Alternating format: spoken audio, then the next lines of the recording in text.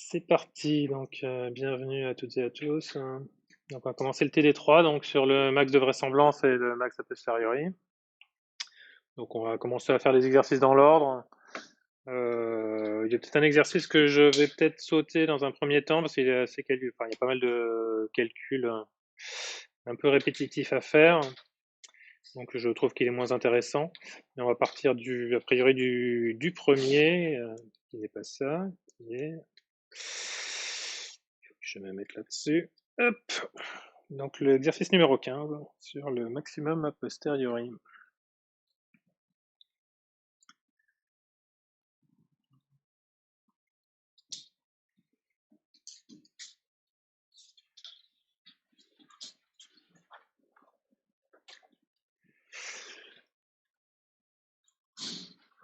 Bonjour Joseph. Et bonjour aux gens qui sont sur le chat. Bien, donc on donne une variable aléatoire définie sur un ensemble d'entiers positifs. On vous dit qu'elle suit la loi géométrique. On vous rappelle par mètre P, et puis on vous rappelle comment s'exprime cette loi. Et on vous dit qu'on a observé 5 réalisations, donc de la variable x. Et on vous demande d'estimer donc le paramètre θ, qui est juste le paramètre petit p en fait de la loi, par le maximum de vraisemblance. Bonjour.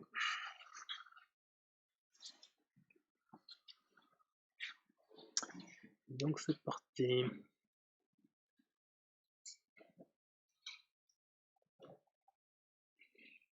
Et juste après, il y aura la même question avec un a priori.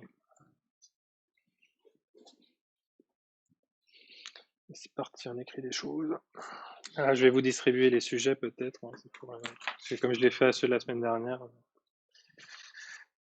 ça sera peut-être mieux si vous avez un support.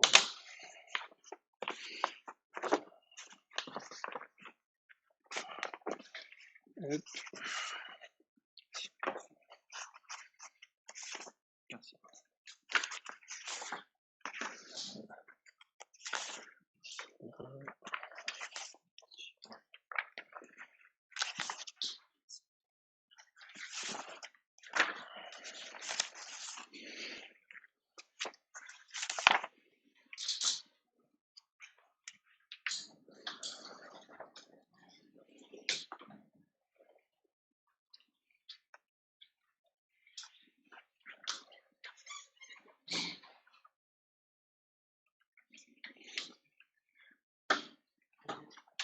Bonjour, tiens, prends ça.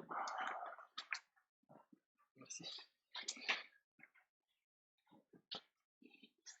Alors,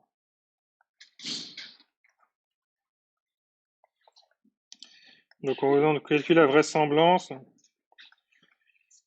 de x et θ, là. Où x c'est l'ensemble de vos données, et θ c'est les paramètres qu'on essaie d'estimer, et a priori le θ, là, c'est qu'un seul réel qui est le réel P. On vous demande d'estimer.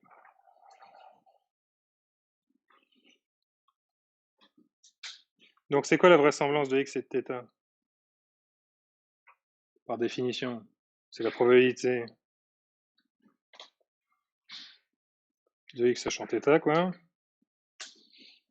C'est la probabilité que x ait été généré par votre modèle.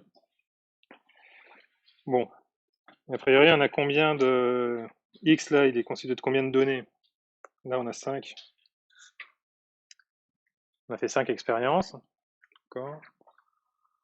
A priori, on vous dit obtenu indépendamment les unes des autres. Et donc, on ne va pas se gêner. Donc, la probabilité qu'on nous demande ici, là, de x sachant θ, c'est le produit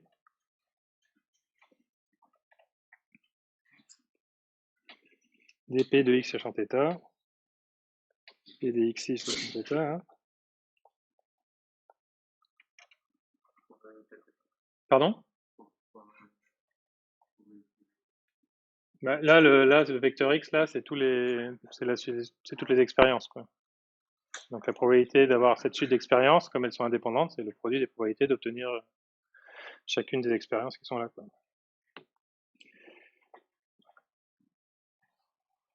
Donc on va les remplacer par leur valeur a priori. Enfin, Je vais arrêter de dire a priori parce que c'est un tic de langage et a priori ça veut dire quelque chose dans le TD. Donc, d'après l'énoncé ici, on sait que la loi P de x égale n, c'est ça. Et donc là, on a les valeurs qui sont écrites ici. Donc c'est parti, il n'y a plus qu'à remplacer.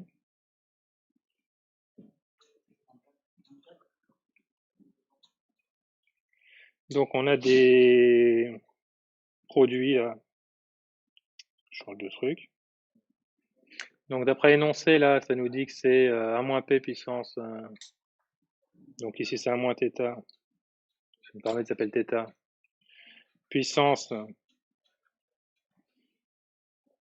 ni moins 1 fois θ puissance. Bah, θ tout court.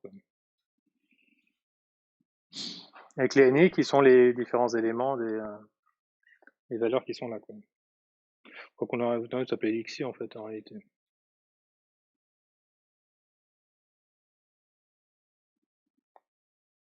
A priori, oui, on va l'appeler xi, ce sera plus joli. Tac. Donc en fait, tout calcul fait là, bon, c'est pour i égale à 5, là, on a 5 possibilités.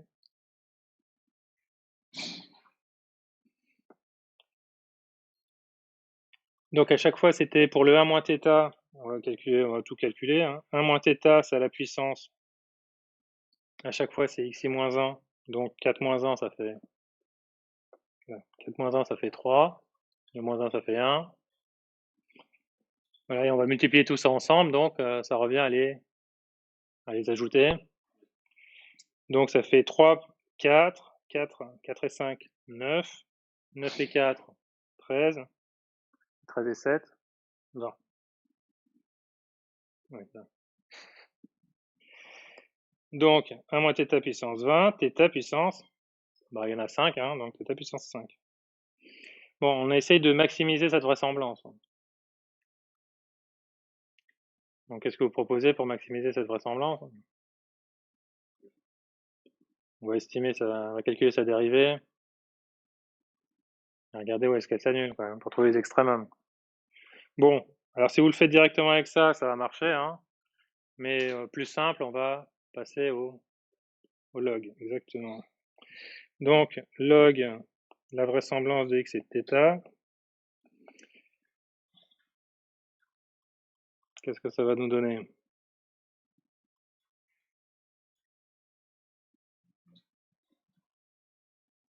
Allez, on connaît ces formules de log, là.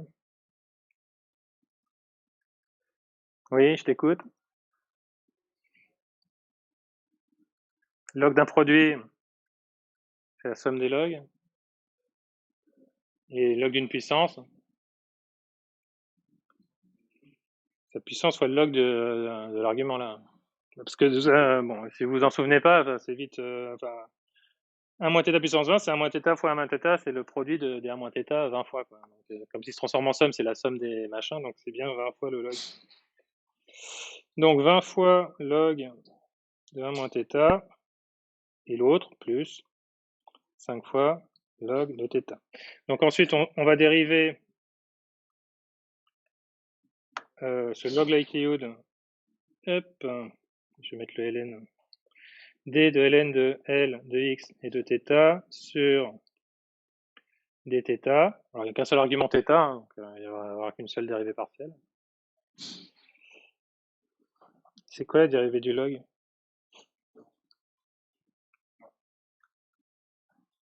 D de n de u sur du. Pardon? Tu dis non, c'est pas ça? Je t'entends pas. Non, c'est pas ça. Je vais écrire ça comme ça, dans la marge. Ln de u prime, c'est u prime sur u. D'accord? Donc révisez vos tables de dérivation parce qu'il y aura des trucs à dériver tout le temps hein, dans ce tuyau. Donc autant pas vous planter. Bon, donc on est parti. 20 log de u, donc le 20, il reste comme il est. Donc log de 1 moins θ, donc le u c'est 1 moins θ, u prime c'est, pardon, moins 1, oui. Sur u, bah, c'est 1 moins θ, voilà, plus 5 dérivée de log de θ, bah, c'est 1 sur θ, par définition.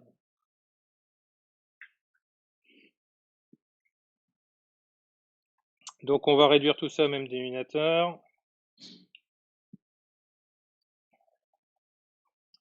1 moins θ fois θ, ouf. Alors, bah, on va multiplier ça par θ, donc ça fait moins 20 θ. Et plus 5, facteur de 1 moins θ. Et si on réduit tout ça, on a 5 et moins 25 θ. Sur 1 moins θ fois θ. Bon, θ il varie entre 0 et 1, donc qu'est-ce qu'on peut dire du dénominateur là?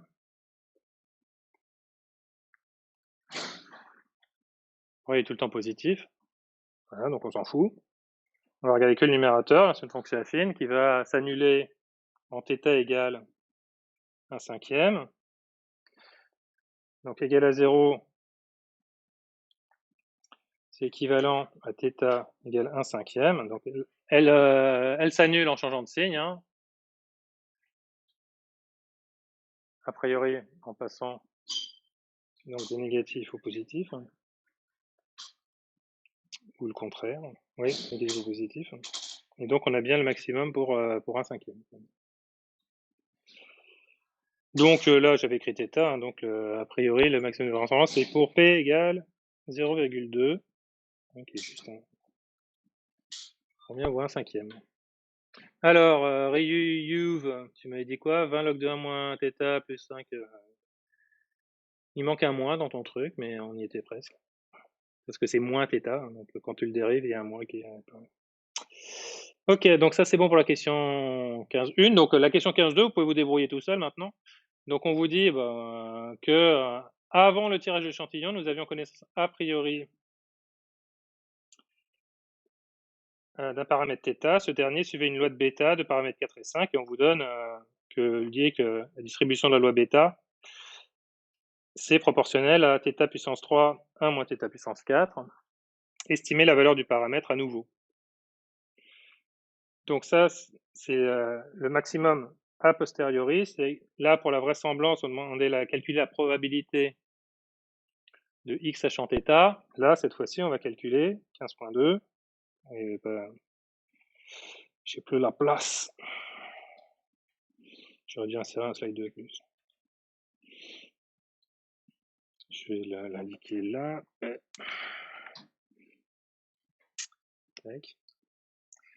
Donc, pour 15.2, ce qu'on vous demande, c'est calculer donc non plus la probabilité de x sachant θ, mais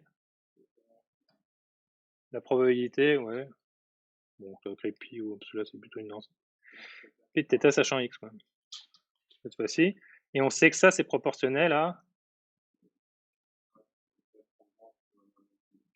la vraisemblance, c'est-à-dire en fait P de x, c'est la loi de Bayes, hein. P de x sachant θ fois P de θ. Fois pi de θ, ouais. Fois P de θ.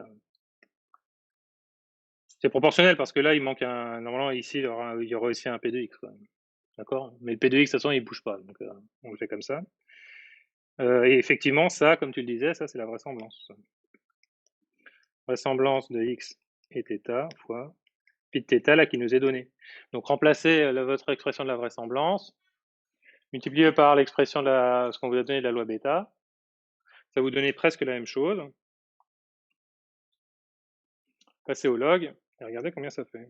Je passe dans les rangs.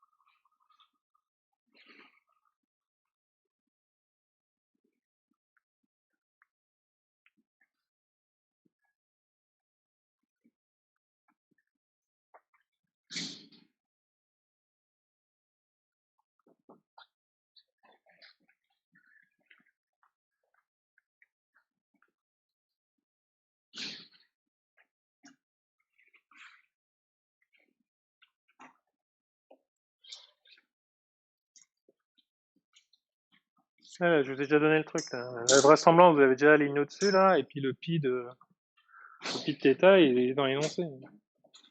Hop, on remplace, on regarde combien ça fait, on dérive, on annule, on va dériver, et c'est parti quoi. Non mais repart pas du début, hein. Il y a déjà son expression. Bah oui, on va déjà faire, on va pas faire le travail deux fois. Hein. Vous n'aurez pas deux fois les points. Hein.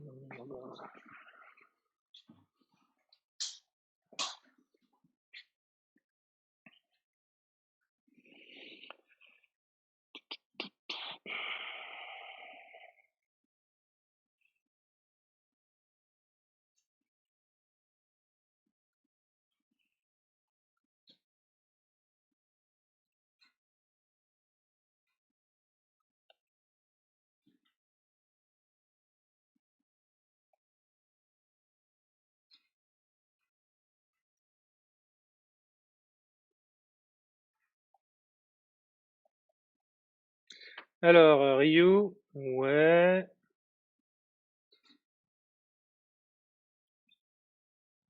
Ok, il n'y a plus qu'à dériver. Donc, il y en a déjà, a priori, qui ont trouvé la bonne réponse dans le chat. Ça croit qu'ils sont meilleurs dans le chat. Je crois qu'ici, il y en a, j'en ai vu qui avaient déjà bien avancé.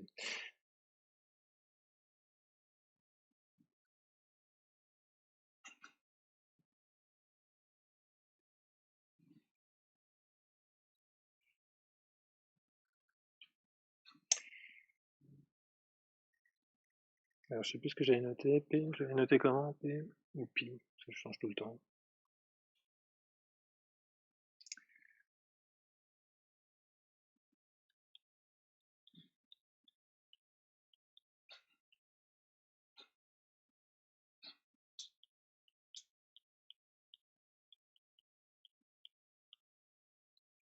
Donc ça, on avait dit que c'était 1 moins θ à puissance 20, θ puissance 5, et pi de θ, c'est dans l'énoncé, c'est θ puissance 3, 1 moins θ puissance 4. Donc c'est le même principe, alors je vais dire un peu là. Donc des θ, des 1 moins θ, on en a 24, et des θ, on en a 8. Je passe au log. Donc ça fait 24 log de 1 moins θ, plus 8 log de θ. Je dérive cette expression par rapport à θ, et je trouve moins 24 fois, attends, je vais écrire au numérateur, moins 24 sur 1 moins θ plus 8 sur θ, on réduit le même dénominateur, moins 24 θ plus 8 moins 8 θ,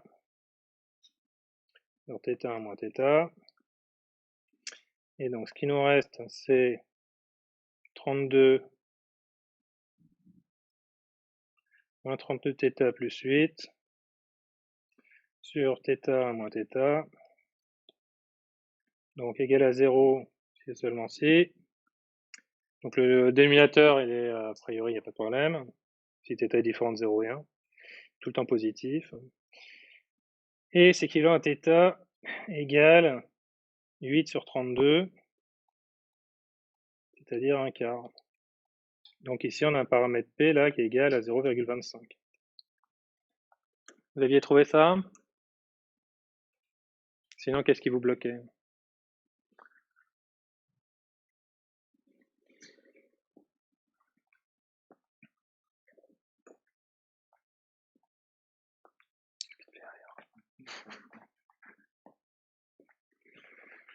Bon, bah alors si vous avez fait ça, vous allez peut-être pouvoir faire brillamment le suivant, qui va ressembler encore à peu près à la même chose. Exercice 16.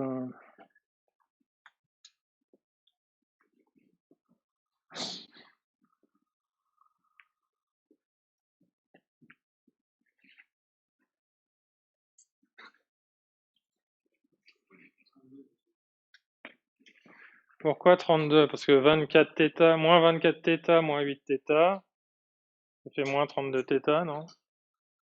Oui. Et là, le 8, il est là. Donc, qu'est-ce qui va pas?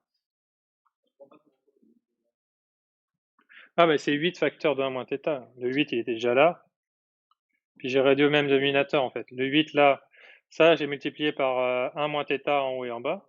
Et là, j'ai multiplié par θ en haut et en bas. Je te vais montrer sur le truc qui est là, quoi.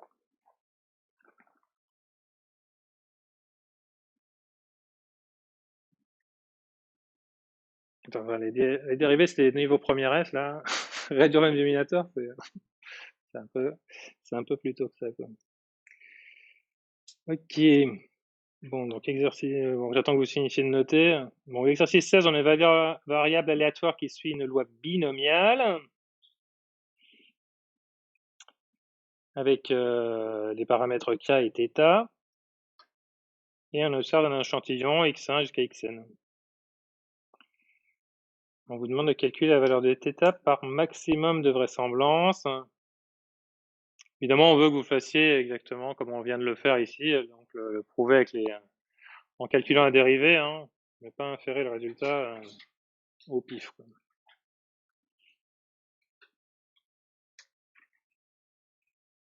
Je peux passer changer de transparence, c'est bon? Il y en a qui a l'air de continuer de recopier ce que j'ai écrit.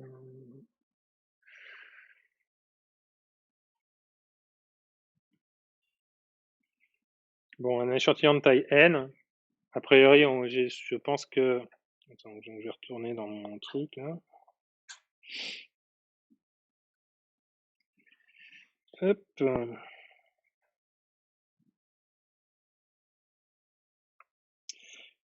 Donc, on observe un échantillon de taille n, association de cette variable aléatoire. Bon, évidemment, on suppose qu'ils sont indépendants, hein. Sinon, on va être un peu embêté. Et on réécrit, comme dans le premier exercice, la vraisemblance et la probabilité de x sachant θ. Le x, il est composé de tous les xi. Comme ils sont indépendants, on en fait le produit. On remplace par la distribution de proba qui est donnée dans l'énoncé. On passe au log, parce que là, c'est plus simple avec la vraisemblance en log, le log vraisemblance.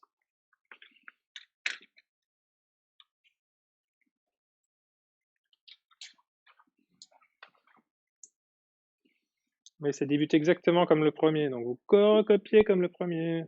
Sauf qu'au moment où vous remplacez par la loi binomiale, la pouf, vous changez, vous remplacez par la loi géométrique, la pouf, vous remplacez par la loi binomiale.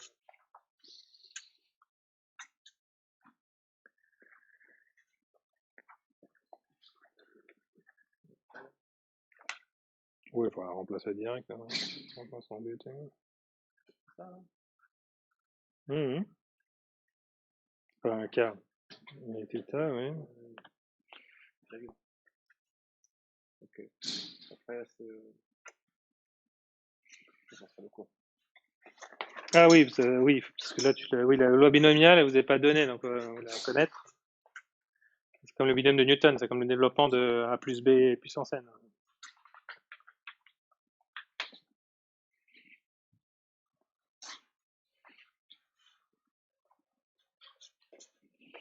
Et le exo 16.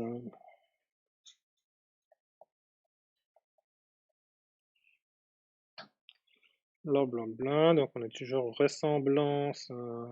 Il y a combien de 16.1. Vraisemblance donc de x θ. Probabilité de x sachant θ.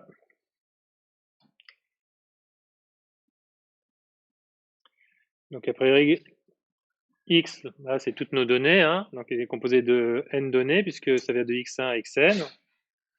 I égale 1 à n, des probabilités des xi sachant θ, et ça on vous dit que ça suit la loi du binomial. Donc la variable aléatoire s'appelle grand X, hein. Là c'est sous-entendu grand X égale petit xi. Donc on vous dit que ça suit la loi binomiale. Ben, c'est parti. On se souvient de sa loi binomiale.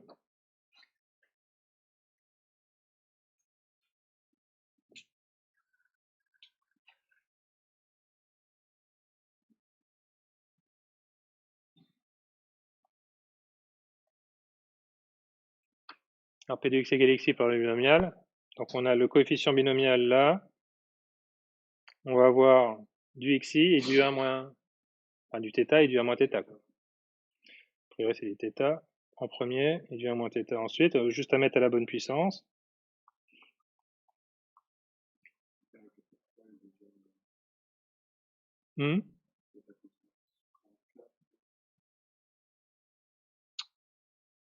Tu parles duquel? Alors lui c'est xi et lui c'est k moins xi.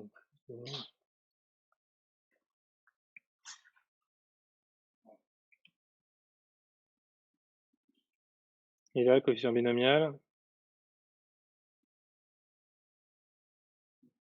c'est xi parmi k.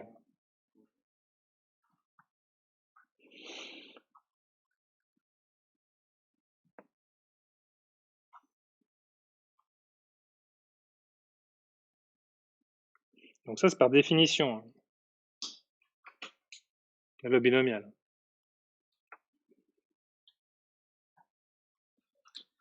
Alors, passer au log.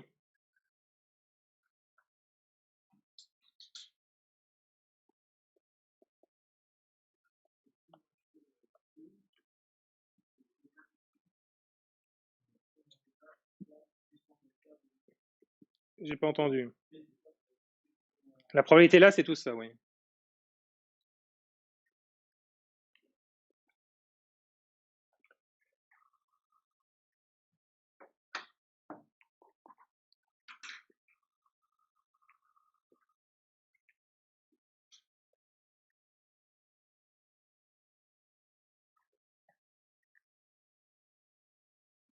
Vous vous souvenez à cause de la loi binomiale, ça sert à modéliser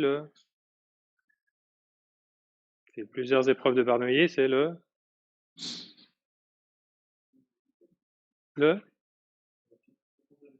nombre de succès, oui. Vous savez, c'était des trucs avec nombre de fois où il va à gauche ou à droite, là, et à la fin, c'était numéroté 0, 1, 2, 3.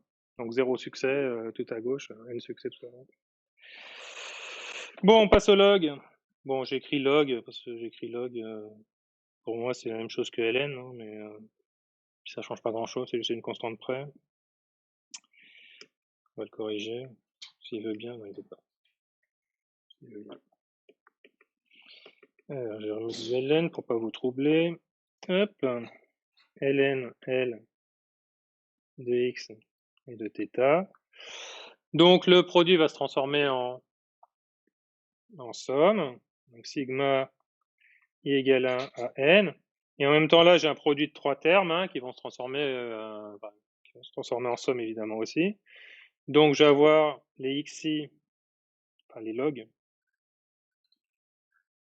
ln, donc de xi parmi k, plus xi ln de θ, plus k moins xi ln de 1 moins θ.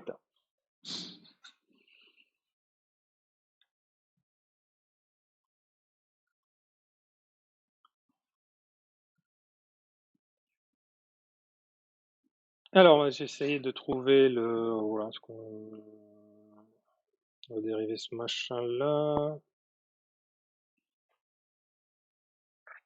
On va peut-être un peu simplifier. Donc, la somme d'une somme de trois termes, on peut la couper en trois sommes. Donc, j'ai d'une part cette somme de i égale 1 à n dln xi k. Donc, ça, c'est un premier terme ici, plus un deuxième terme, la somme de i égale 1. Alors, là, la somme de i égale 1 à n de ce machin-là, on peut mettre en facteur.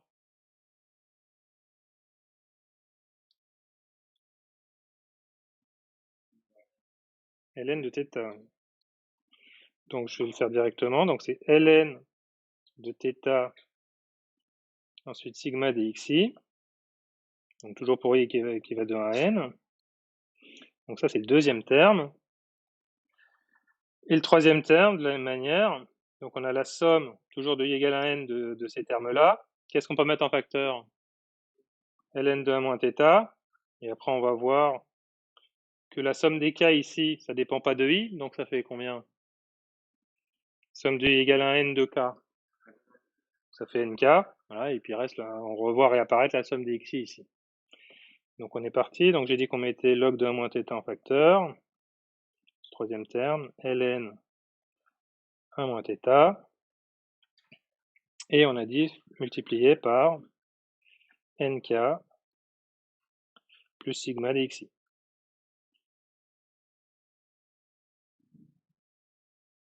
I égale à n.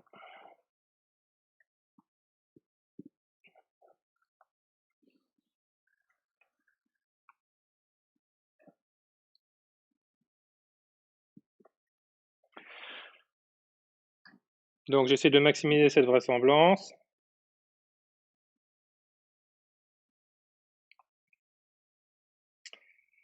C'est parti. dl ln de l de x et de θ sur dθ. D'accord, je cherche les paramètres θ qui maximisent la vraisemblance. Donc c'est vrai que je dirais par rapport à θ. Donc à chaque fois que vous avez des écritures comme ça, regardez bien ce qui est donné et ce qui est le paramètre à estimer. Bon là on les appelle tout le temps θ, donc ça va. Bon, si je dérive par rapport à θ, qu'est-ce qui me reste? Ça, dérivé de ça par rapport à θ. C'est une constante, donc ça fait 0. J'écris bien 0 là pour que ça soit clair pour tout le monde. C'est moins sigma de xi. Alors, moins sigma de xi, oui, c'est effectivement là. On va corriger à cet endroit-là. Là. Ici, c'est un moins.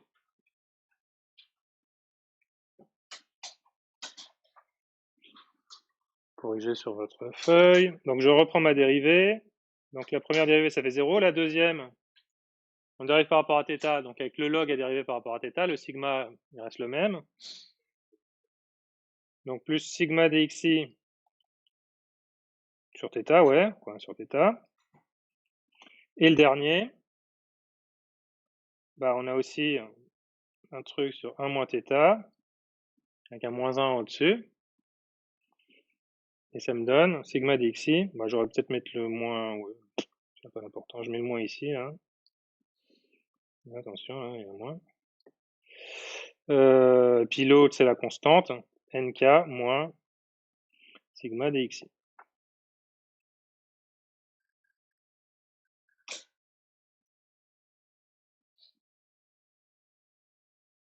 Pourquoi j'ai pas... Oui, je les arrive, c'est bon.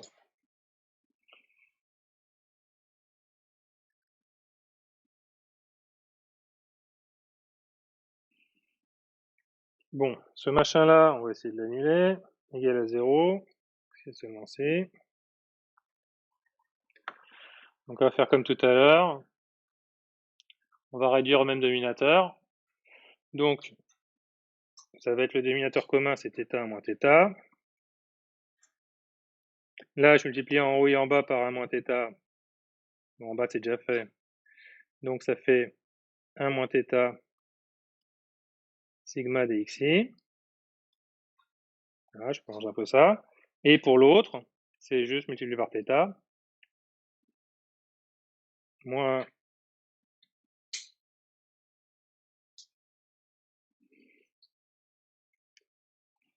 on va faire comme ça. N k θ, moins par moins, ça fait plus θ sigma dxi. Égal à 0.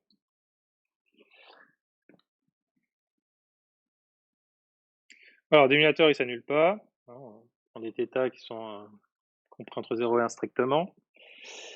Et il est positif. Alors, qu'est-ce qui nous reste en θ? La θ qui est facteur de...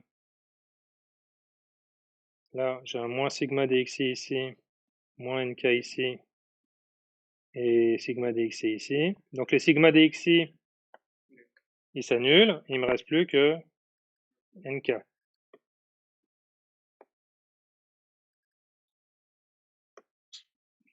nk θ, avec un moins devant.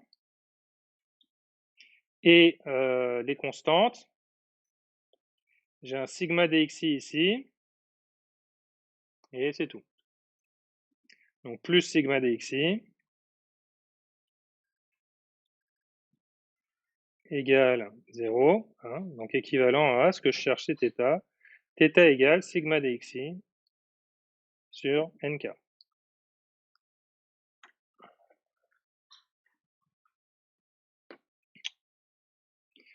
On enquêterait fièrement notre résultat. Pouf. Alors, dans le chat, on me dit 0. C'est quoi moins sigma? Ah, si, donc ça c'était fait. Elias, tu me dis 0. D'accord, mais je sais pas quelle question tu réponds.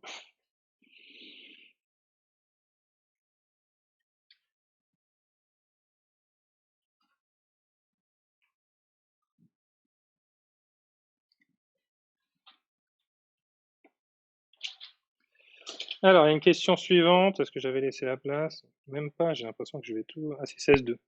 Des études statistiques nous indiquent que θ suit la loi bêta a priori, puis θ égale bêta de θ A et B. Quelle est la valeur a posteriori de θ? Justifiez mathématiquement votre réponse. Donc c'est exactement la même chose. La loi bêta, on vous l'a déjà filé à l'exo précédent. Il me semble, je ne sais plus si c'était exactement le même ou pas. Enfin, ouais, vous été donné explicitement ou seulement dans le cas particulier. Vous avez vu la loi bêta? Ouais, dans l'exercice précédent, on vous dit la loi bêta de paramètres 4 et 5, c'est proportionnel à θ puissance 3 à moins θ puissance 4. Donc le 3, il vient de 4 moins 1, et le 4, il vient de 5 moins 1. D'accord? Donc ça fait A moins 1 et B moins 1. C'est ça la loi bêta. Donc, rebelote, on remplace. On écrit c'est quoi le maximum a posteriori? Vous voulez que je remette, vous n'aviez pas fini de noter? Vous me dites, hein. Je remets le précédent. Hein. Bon, maintenant qu'on a vu l'énoncé, je peux passer un petit coup au précédent. Pour ceux qui n'auraient pas fini de noter, j'ai trop vite. C'est bon. Alors, Elias, c'était la dérivée. Ah oui, sur la dérivée du premier terme, 0, oui, exactement. Donc, il y a un léger décalage, donc on va essayer de faire une phrase.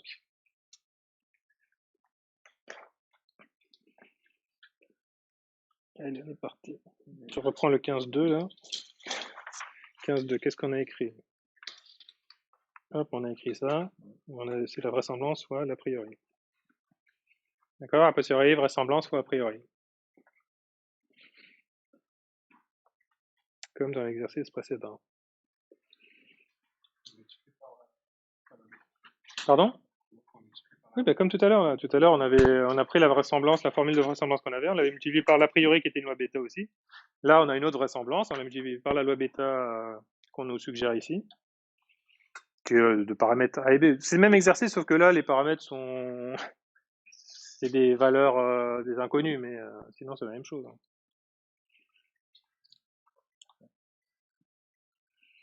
Voilà, c'est ça, oui. Exactement. On peut passer à la suite. C'est quoi la loi bêta avec Bah, c'est ça, vous avez écrit là. Bah, c'est, oui, c'est A-, ça c'est A-1. A-1, et lui, c'est B-1.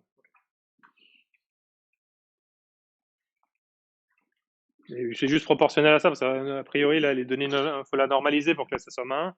Mais on vous donne, pour l'instant, on s'en fiche un peu, parce qu'après, quand on dérive, c'est juste une constante, donc ça change rien. Alors, P de θ sachant x, pi de θ sachant x, c'est la vraisemblance fois l'a priori. Mais toi, c'est pas 3 et 4 du coup. C'est A-1, B-1, d'après l'énoncé. C'est pas tout à fait la même chose. C'est presque pareil, mais. Donc voilà, donc il y a juste à changer, réintégrer les termes. Hein, on va regarder ce que ça va changer. Hop, ça c'est 2.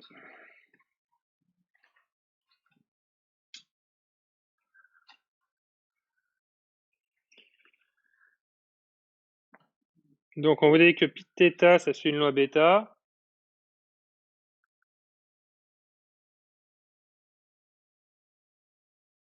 Voilà. Et donc ça, on l'a dit, donc c'est θ puissance A-, c'est proportionnel à θ puissance A-1, 1 moins θ puissance B-1. Hein. C'est pas égal, c'est proportionnel. Donc on revient à notre truc. Probabilité a posteriori p de θ sachant x. Bah, c'est proportionnel à la vraisemblance de x et θ fois le pi de θ là qu'on vient d'écrire juste au-dessus.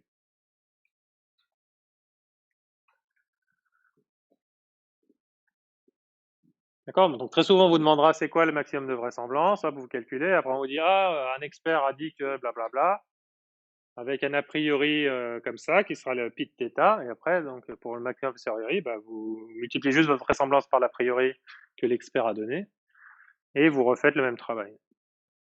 Donc ici on remplace. Donc pour la vraisemblance, qu'est-ce qu'on avait?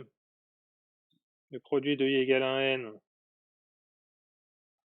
des xi parmi k, avec θ puissance xi, 1 moins θ puissance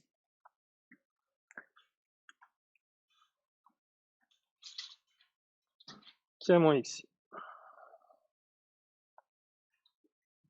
Et tout ce machin-là, ensuite, il est multiplié par la loi bêta.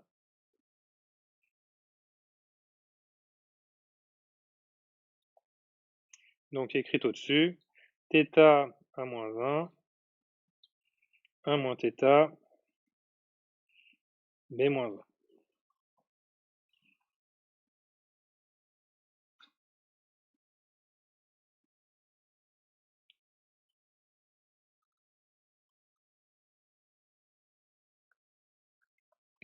Donc on repasse au log.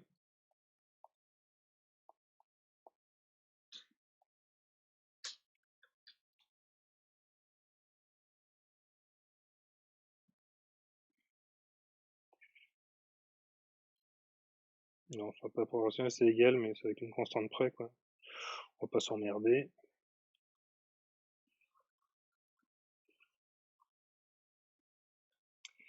Donc, on va retrouver nos différents éléments. Donc, on va avoir le sigma des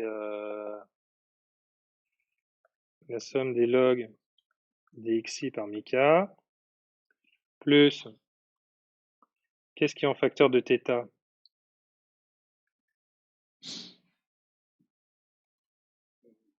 Enfin, θ, qu'est-ce qui est en puissance de θ? Il y a xi là. Donc, ça va donner somme des xi. Et là, on a aussi a moins 1. Donc, somme des xi plus a moins 1. Tout à log de θ. Le L moins 1, il ne sera pas dans la somme. Hein. Et pareil pour le log de 1 moins θ. On a k moins xi. Donc, somme des k,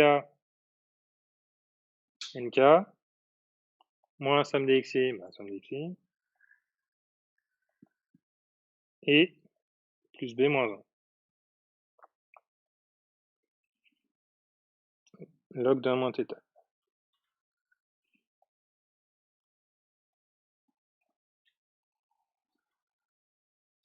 Voilà, j'ai presque plus de place, donc ça soit... Alors, ça vous va, ça? Bon, bah, on dérive ça. On annule. Et on regarde ce que ça trouve. d de p de θ sachant x, avec un log ln devant sur d de θ. Le premier ici, ça c'est une constante. Ça, dérivé par θ, bah, j'ai juste à l'écrire. Donc je recopie le numérateur. Somme des xi plus a moins 1 sur θ moins 1 moins θ. Et là, c'est le numérateur. nk sigma dxi plus b moins 1. Les sigma, on réduit au même dénominateur. Donc on a θ fois sigma... Non. 1 moins θ fois tout ça. Somme des xi plus a moins 1. On traite fraction jusqu'au bout. Celui-là, c'est multiplié par θ, donc moins... j'ai oublié, il y a un moins qui ne s'est pas écrit. Hein. Fois θ, donc... je vais écrire le θ on verra bien quand même, fois 1 moins θ fois nk moins sigma dxi plus b moins 1. Alors qu'est-ce qui donc égale 0?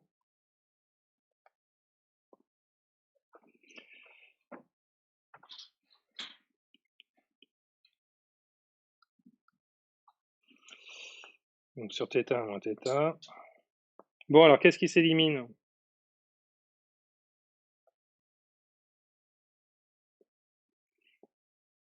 Bon, les moins θ somme dxi, et là j'ai plus θ somme dxi. Donc les sommes dxi ici, ils s'en vont. Qu'est-ce qui va me rester comme somme dxi? Il y en a un ici, là. Et moi, ce que je cherche, c'est le θ. Alors le θ, il va être là. Donc pour l'annuler, je vais passer de l'autre côté. Ça va être le dénominateur. Ça va être le numérateur avec le truc qui...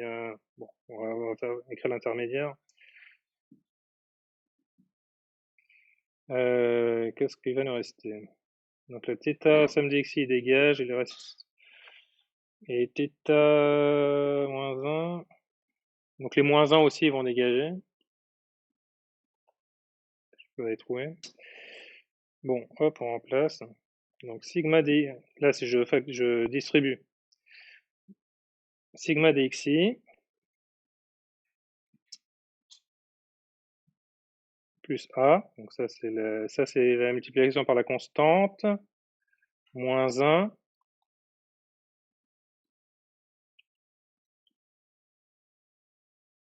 Moins θ. Alors là, au niveau des θ, les xi, on a dit qu'ils allaient dégager. Les moins 1, ils vont dégager aussi. Il va rester θ a.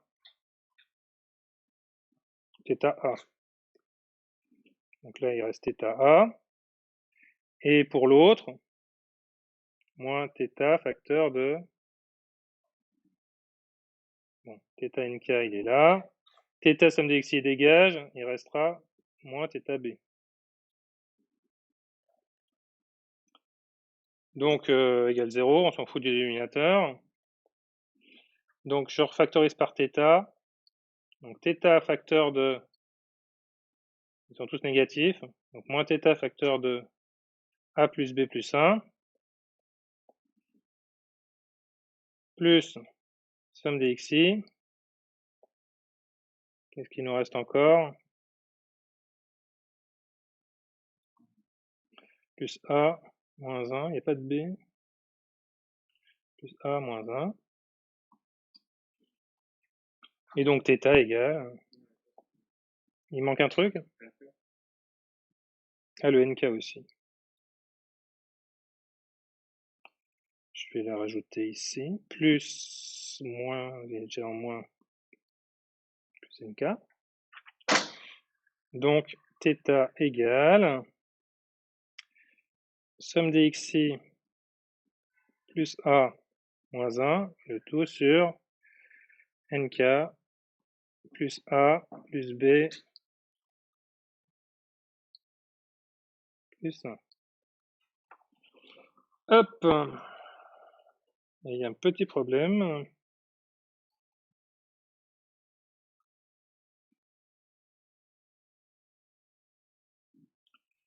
Ouais, c'est avec la constante, là, le plus 1, ouais. Non, il n'est pas dans la somme. Là, non, il n'est pas dans la somme. Par contre, il y a un problème avec mes constantes, là.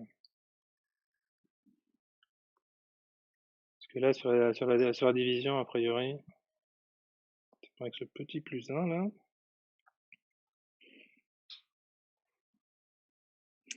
Donc, moins θ.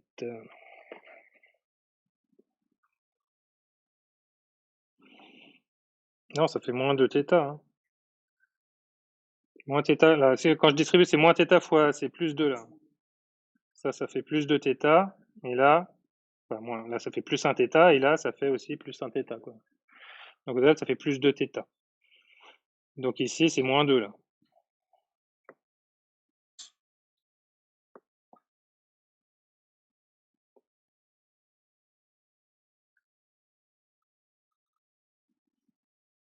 Et donc, ici, là,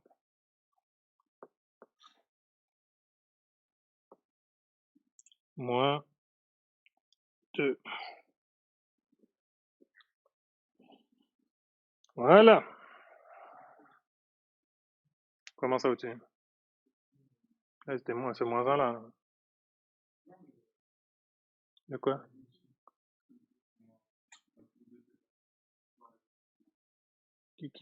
Allez, exprimez-vous clairement.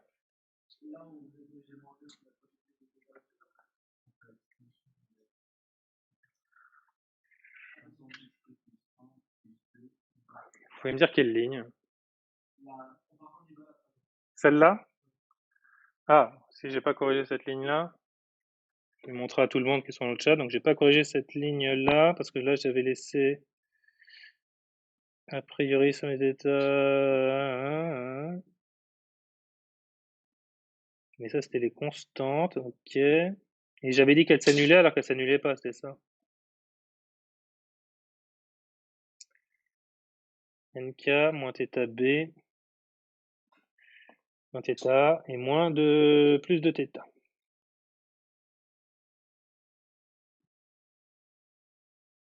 Voilà. Ce qui manquait, je l'avais fait de tête, mais j'ai oublié de le rajouter.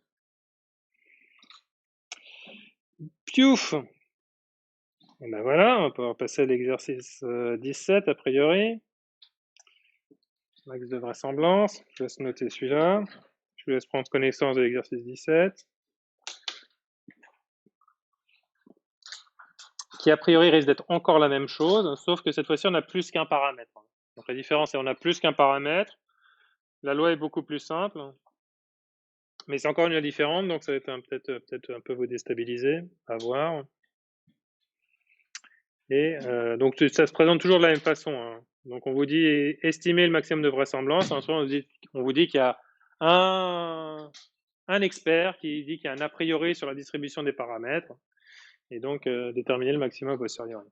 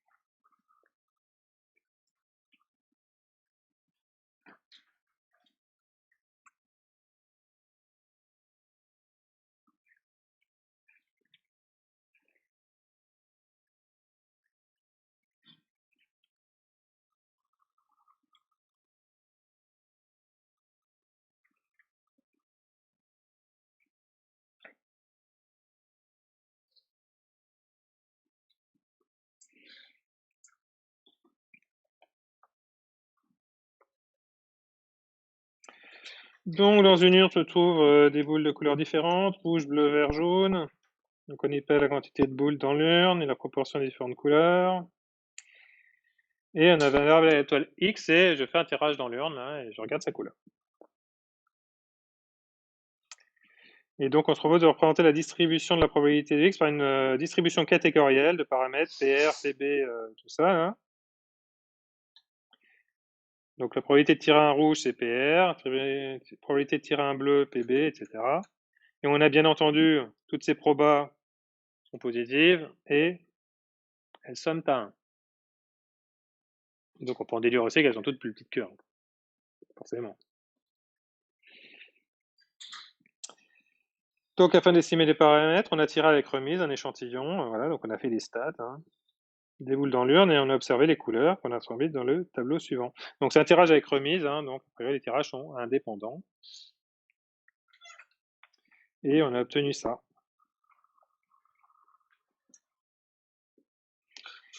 Estimer le maximum de vraisemblance des paramètres de distribution P de X. Justifiez votre réponse. Donc il s'agit d'estimer PR, PB, PV et PJ. Et pour ça, il suffit d'écrire l'expression de la vraisemblance en fonction de ces paramètres-là.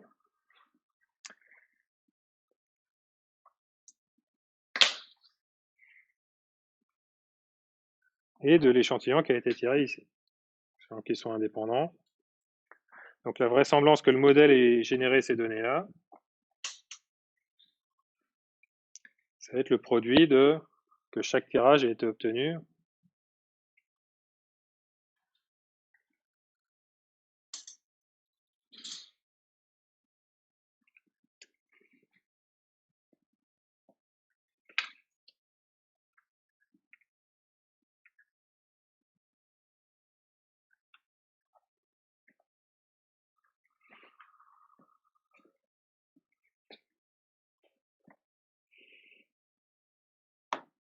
Donc si on appelle ces mains, ça c'est mon vecteur grand X. Ça c'est les petits xi, x1, x2, 3, 4, 5, 6, 7, 8, 9, 10. Ça c'est x10. C'est mes différents tirages. Donc la vraisemblance, L de x, les données, et de θ, l'ensemble des paramètres, c'est égal à la probabilité de x sachant θ, c'est-à-dire, comme ils sont indépendants, le produit des xi, des p de xi sachant θ.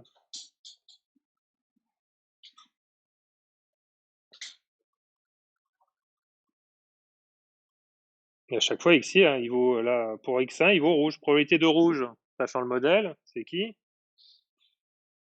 C'est lui, c'est p de x égale R, p de R.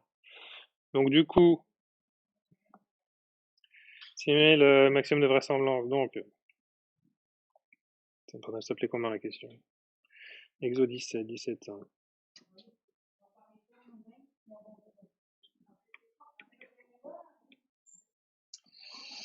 Exo 17, ok. Donc vraisemblance de x et de θ, bah, ça va être donc la proba d'obtenir un rouge, combien de fois? 4 fois. Probabilité d'obtenir bleu 2 fois.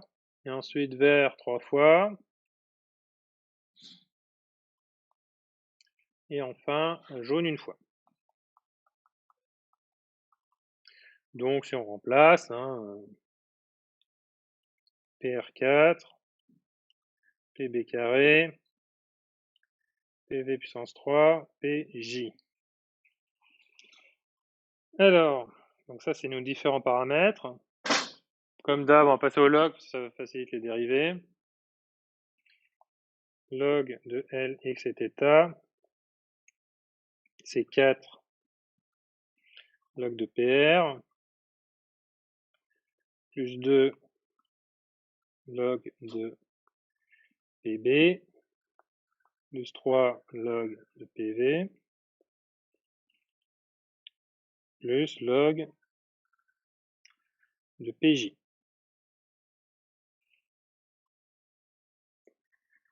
Alors, nos paramètres, hein, on les a bien repérés, c'est PR, PB, PV et PJ, c'est tous ces trucs-là qui sont à déterminer. Et pour les déterminer, on va annuler la dérivée, regardez, les dérivées changent de signe dans le bon sens, a priori on aura un maximum de vraisemblance.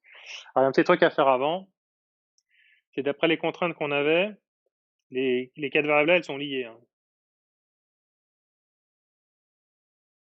Donc a priori, la PJ, pas, la valeur qu'il prend, elle est exactement déterminée à partir du moment où on a les 3 autres. Hein. Il n'y a que 3 degrés de liberté. Hein. Donc ce terme-là ici, là, ça, je vais le remplacer par log de 1 moins PR moins PB moins PV. Tu voulais faire?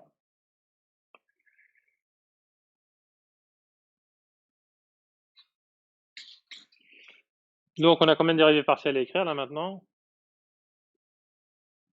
3. D de vraisemblance x θ sur le premier sur D de PR. Donc quand on dérive ça, on a 4 sur PR ici. Ça dépend pas de PR. Ça dépend pas de PR. Il y a lui qui dépend de PR.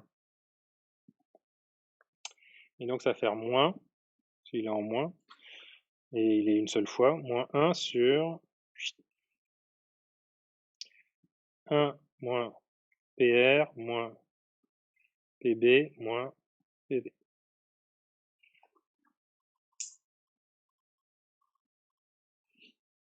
Et on veut que ça soit égal à 0.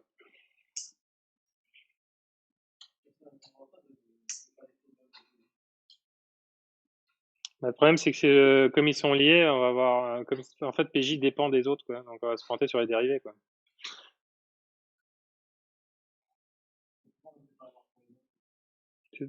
Non mais alors on va tourner en rond si on fait ça. Non, c'est juste parce que la somme des PR égale 1, en fait. La somme des probabilités égale 1. Si on ne le mettait pas, on chercherait toutes les solutions sans cette contrainte que la somme doit être égale à 1.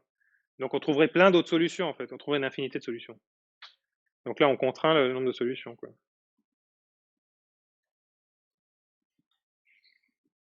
Sinon, on repousse le problème. Bon, alors de la même manière, on peut faire les autres. Bon, je vais faire celui-là rapidement parce qu'en fait, ils vont tous être pareils, quoi. Donc ce machin-là, c'est équivalent à, si je réduis au même dénominateur avec le dénominateur qui a priori ne s'annule pas, donc pour que ça soit, on va faire pour que ça soit égal à 0, ça fois ça égale ça fois ça, quoi. Donc ça fois ça moins ça fois ça, quoi. Donc on est parti, donc ça fait 4 moins 4 PR moins 4 PB moins 4 PV, et lui, a priori, il va venir là, moins PR égale 0. Donc de la même manière, ici, si je fais, si je fais la division, enfin, la dérivée par rapport à PB et aussi la dérivée par rapport à PV, bon, ça va être un calcul qui est équivalent, on s'en rend bien compte. Qu'est-ce qu'on va obtenir comme formule? Bon, là, on avait le 4 devant les trucs parce que c'était. Là, on a 4, 4, 4, 4 là, parce qu'on avait 4 ici. Là, on aura un 2, et là, on aura un 3. Hein, donc, ça va être ça. La deuxième formule avec cette dérivée-là, ça va donner 2 moins 2 PR moins 2 PB moins 2 PV moins PR égale à 0. C'est pas PR, c'est pas PR, c'est le PB. C'est ça que tu voulais dire? Oui ou non? C'est bien ça que tu voulais dire. Merci. Ouais, donc là c'est du PB. Et l'autre, ça va nous donner la même chose avec 3. 3 moins 3 PR moins 3 PB moins 2 PV moins PV. Bon, plaf, on remet les PR avec eux et tout ça. Vous savez résoudre un système? Oui?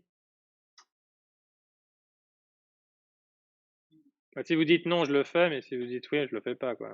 Voilà. C'est vous qui me dites. Hein. Vous voulez que je résolve le système? Non? Qui veut que je résolve le système? N'ayez pas honte. Qui ne veut pas que je résolve le système? Parce qu'il y en a aussi qui s'en foutent. La plupart, c'est indifférent. Vous osez pas le dire. Bon. Alors, si vous résolvez le système, PR, ça vaut 0,4. PB, c'est 0,2. PV, c'est 0,3. Et PJ, c'est 0,1. Bon, a priori, vous avez une calculatrice pendant les examens. Une fois que vous avez remis tous les termes ici comme il faut, donc là, le PR, vous l'avez réintégré à lui pour faire moins 5 PR, là, le PB avec lui, tout ça. Vous écrivez la matrice qui est ça, vous demandez à inverser la matrice et multiplier par le vecteur qu'elle a, et il va vous cracher les valeurs que dont vous avez besoin, les solutions du système. Comme ça, c'est fait. Et donc maintenant, évidemment, la deuxième question, c'est comme d'habitude. Tous les exercices suivent le même schéma. Il y a un expert qui va sortir quelque chose sur la distribution de probabilité des différents PR, PB, PJ, etc. On vous dit que ça suit je ne sais pas quelle loi. Hop, vous remplacez. Regardez ce que ça donne.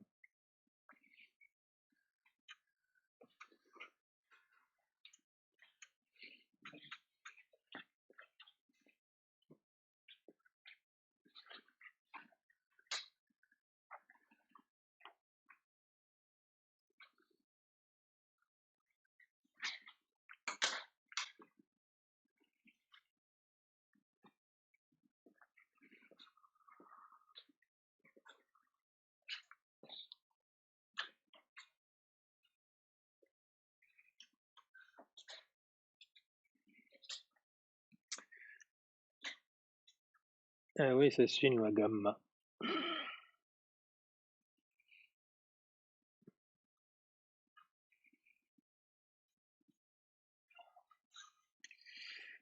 Distribution de Dirichlet avec le gamma.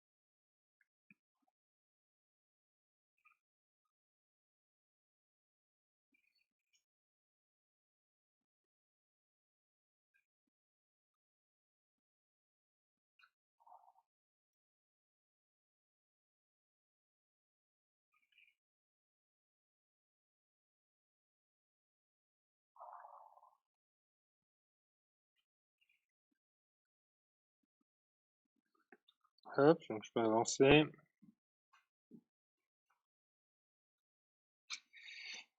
Un expert qui a pu observer brièvement l'urne.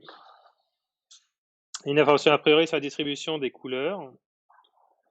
Donc il a des hypothèses sur les PV, PR, etc. C'est là-dessus qu'il a des hypothèses, quoi. Et on vous dit que a priori, ça suit ces paramètres-là, ils suivent une loi de Dirichlet avec ces paramètres-là, avec ces hyperparamètres-là, 3, 2, 4, 3. Et la loi de distribution de Dirichlet, là, c'est défini de la manière suivante. Donc pour tout k-uplet x1, xk, avec les xi qui appartiennent à 0,1, donc ça va pour notre problème à nous qui nous intéresse ici, ça va correspondre à quoi les xk? Voilà, à PR, PB, PV, PJ. D'accord, il y en a 4.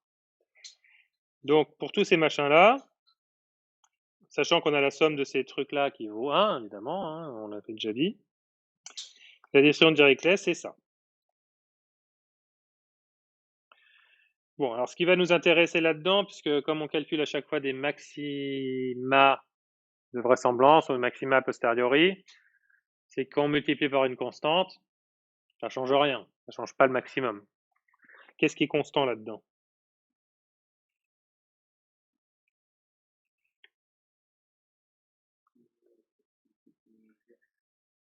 Alors là, oui, la somme des alpha i, les alpha i, on voit bien qu'ils sont constants, ils sont fixés, c'est 3, 2, 4 et 3. Donc ils sont fixés, donc ça c'est une constante. Gamma de ça, c'est une constante aussi. Et ici, le produit des gamma d'alpha i, alpha i c'est des constantes, donc gamma, c'en est une aussi. Hein. Bon, là on vous donne pas la fonction gamma, mais la fonction gamma c'est la fonction gamma usuelle. Ça correspond à la factorielle, hein, sur les entiers moins 1. C'est une espèce de généralisation de la factorielle. Mais bon, tout ça, en fait, on s'en fiche, puisque ça c'est une constante, donc en fait, on va même pas. Tout ce qui va nous intéresser, c'est ça. Donc c'est parti. On est reparti avec donc la question piouf 17.2. Donc probabilité a posteriori P de θ sachant x, donc proportionnel vraisemblance fois pi de, je sais pas comment il l'a appelé encore, bon, pi de θ comme d'habitude. Donc la vraisemblance, on l'avait.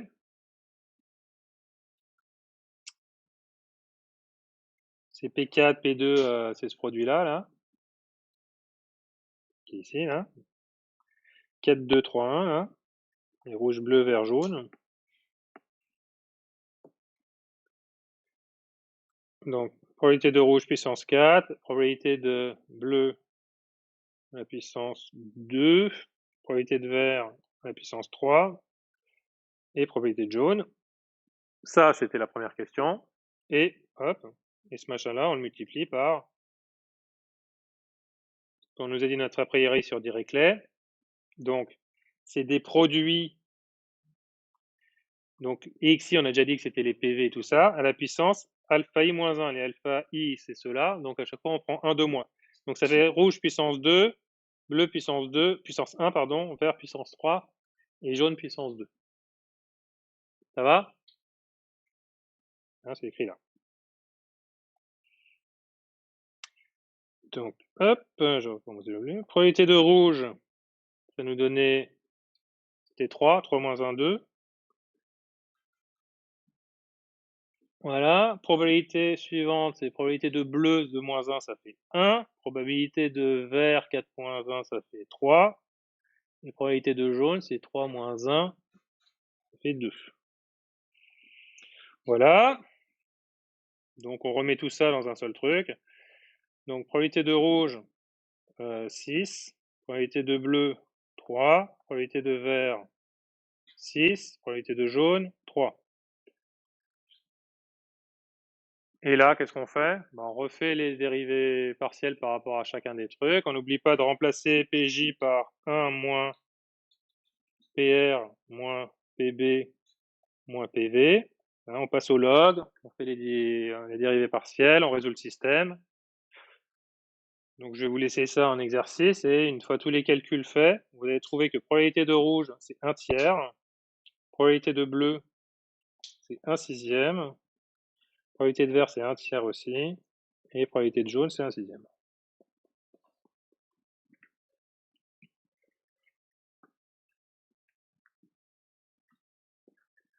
Donc notez-le si vous refaites les calculs vous-même. Toi, tu avais déjà trouvé? Non, t'as dit on verra plus tard.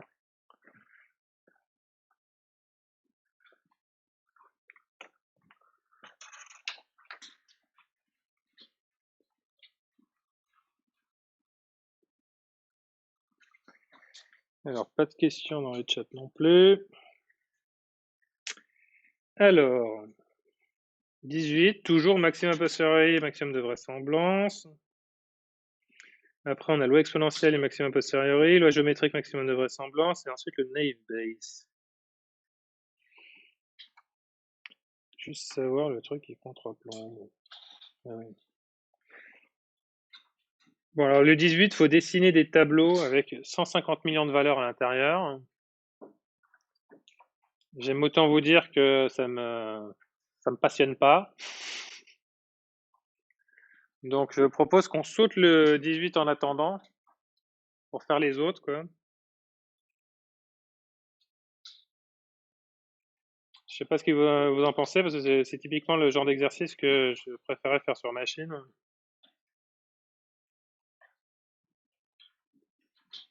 Si on vous demande, en fait, bon, on va quand même en prendre connaissance ensemble. Donc, une pièce de monnaie peut être biaisée en faveur du pile ou du face. Donc, on a probabilité θ pour la probabilité de pile. Et l'ensemble des valeurs possibles pour θ, c'est discret. Hein, on en a que, a priori, on a 5 valeurs possibles. Et on a des probabilités a priori là-dessus, quoi. On effectue 5 lancers indépendants et on observe le nombre de résultats piles. Donc comme on fait 5 lancers, on peut avoir 0 piles jusqu'à 5 piles. Quelle est la loi suivie par X conditionnellement à l'hypothèse bidule chouette? Bon, ça on peut y répondre à la main, quoi. C'est quoi comme loi? Nombre de succès avec une épreuve de Bernoulli, c'est une épreuve de pile ou face. Ouais, c'est une loi binomiale, tout à fait. Donc c'est une loi binomiale. Calculer les éléments du tableau de probabilité conditionnelle P de x sachant θ. Donc c'est là que ça devient particulièrement pénible. Donc il va falloir calculer toutes les lois binomiales là pour combien de valeurs de x différentes? Pour les 6 valeurs de x là, possible. 0 succès, 1 succès, 2 succès, 3 succès, 4 succès. Et pour chacun des valeurs de θ. D'accord? Il y en a 5. Donc c'est un tableau de 5 par 6. Donc il y a toutes ces valeurs-là. Bon, a priori, il y a des symétries. La loi binomiale, vous voyez que c'est symétrique quand même, quoi. 1 moins θ, et puis le 1 moins xi. Bon. Donc vous faites un gros tableau en calculant tous ces machins-là. Et une fois que vous avez fait ça, vous passez à la question suivante.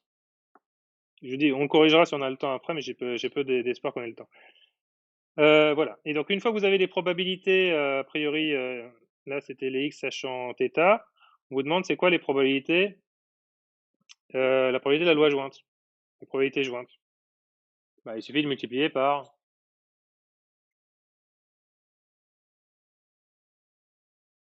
pi de x et θ, c'est pi de x sachant θ fois p de θ. Donc vous multipliez par les p de θ et puis vous avez la suite, quoi.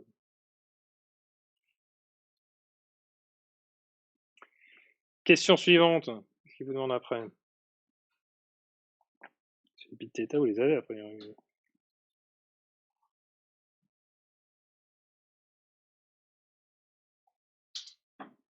Voilà, les pi de θ, vous les avez là. D'accord? Donc une fois que vous avez fait votre gros tableau de votre loi binomiale là, pour toutes les configurations, après vous multipliez par ces machins-là, et puis vous avez la loi jointe. Et une fois que vous avez la loi jointe, vous pouvez la remarginaliser, ou vous pouvez faire sachant x maintenant, pour avoir dans l'autre sens, quoi. Ou calculer les marginales, p de x, p de θ. Après, une fois que vous avez votre tableau, après, c'est pas très compliqué. Soit vous sommez, soit vous normalisez, si vous avez les différents trucs, quoi. Vous me dites si je vais trop vite, on peut repasser du temps sur des trucs. Sinon, vous venez me voir à la fin, puis je vous réexplique. Donc, qu'est-ce qu'il y avait comme autre question après? En déduire ce qui précède les éléments du tableau des probabilités a posteriori. Bah, formule de Bayes, on peut trouver. Hop, j'ai répondu. Les valeurs d'acceptation des différentes hypothèses. Probabilité d'erreur minimale. Bah, une fois que vous avez, ces probabilités-là, vous cherchez dans le tableau à chaque fois quelle valeur de θ est minimale. Et pour le maximum de vraisemblance, vous regardez la proba P de x sachant θ, et vous cherchez la plus grande aussi. Vous allez trouver que c'est pas forcément la même chose. Et quand est-ce que les deux règles donnent le même résultat? Quand on a les probas a priori qui sont uniformes.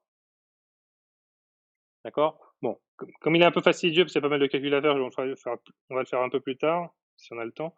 Et on va passer par loi exponentielle et maxima a posteriori. La loi exponentielle est une loi continue dans la densité, et celle-là. Tac. Elle sert à caractériser la durée de vie des composants électroniques. Donc dans le TD précédent, il y a un exo que j'avais pas fait, qui utilisait, on vous demandait quelle loi on pourrait utiliser pour ça, donc cette loi exponentielle, c'était pour des ampoules. Donc le tableau suivant donne la durée de vie en années observée pour un échantillon de 10 composants électroniques. On suppose que la distribution des durées de vie est effectivement la loi exponentielle, exprimée par maximum de référence, la valeur de lambda. Donc ça, c'est notre échantillon qu'on a. On suppose qu'évidemment, chacun des composants est indépendant de l'autre. Et on va exprimer donc avec cette loi exponentielle le maximum de vraisemblance. Donc on écrit la vraisemblance, c'est toujours la probabilité de x sachant θ, en sachant que grand X, c'est tous ce vecteur-là, et là on a les petits xi, là. x1, x2, là il y en a 10, x10 à la fin. Et donc on va faire toute la probabilité des x, on va multiplier tous les pi de xi sachant θ, et p de x, de grand X égale xi sachant θ, il est là.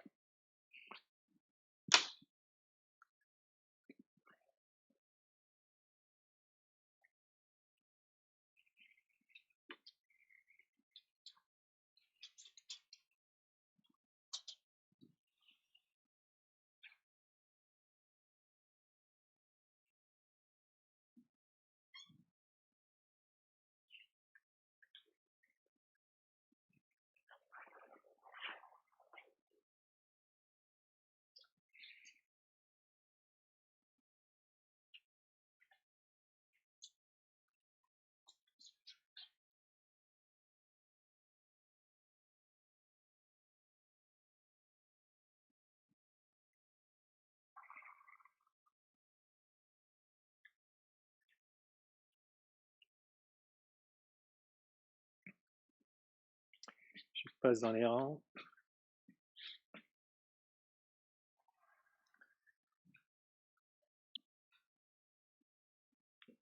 Tu passes direct au log, c'est plutôt un produit. Hein. La probabilité d'avoir tous ces trucs-là qui se produisent, la probabilité que lui se produit, fois lui qui se produit, lui, fois lui, etc. Ça, c'est l'énoncé. Ça gagne pas de points de recopier l'énoncé.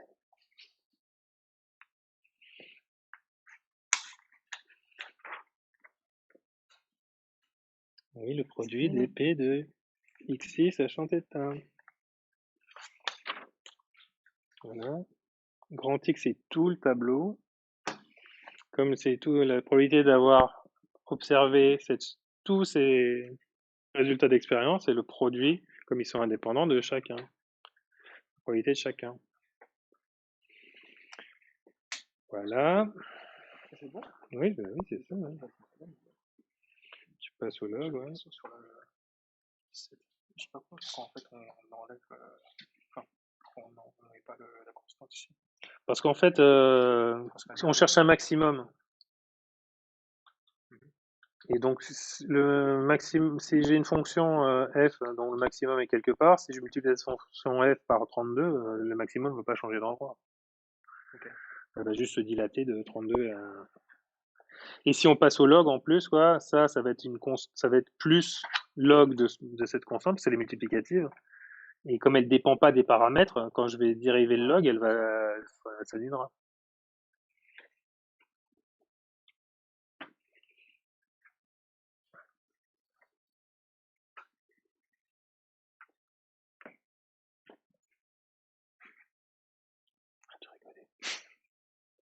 Tu dérives par rapport à quoi?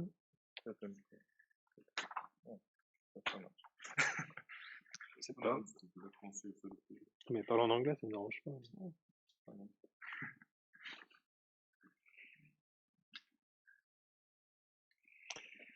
Alors, tu passes au log.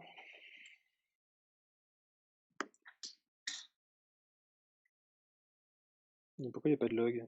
Ah, parce que l'exponentielle... Mais... Je descendre le... Et le lambda, là. Ouais, le lambda, il sort. Bah non, c'est un produit. Hein. Si je peux le faire sortir si tu veux, mais il faut mettre à la puissance n. Hein.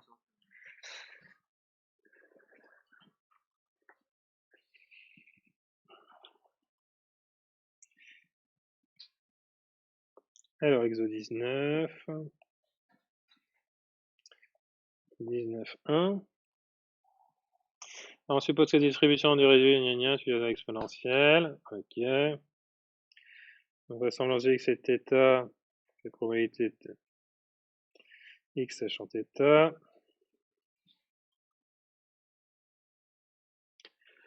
Donc, c'est le produit pour i égale 1 à 10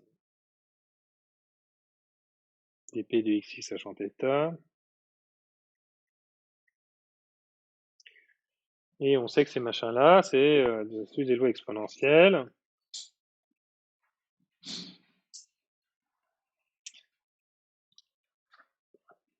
Donc, c'est θ exponentielle de moins θ xi.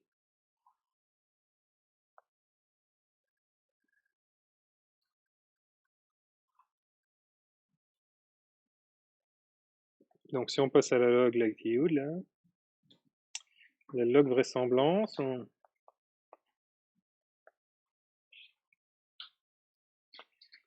donc la somme de i égale 1 à 10,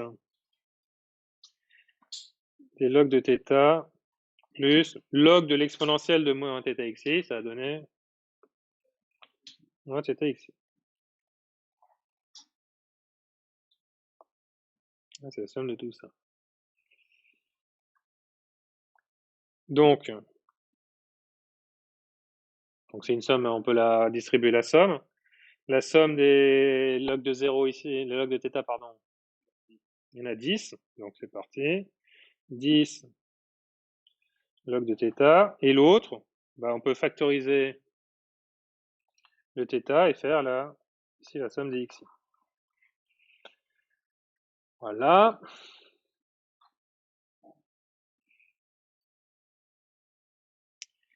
Donc,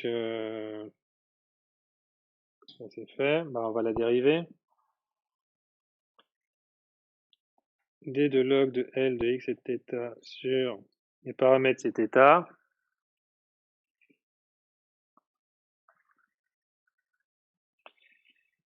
Ça nous donne quoi? 10 sur θ moins somme des xi.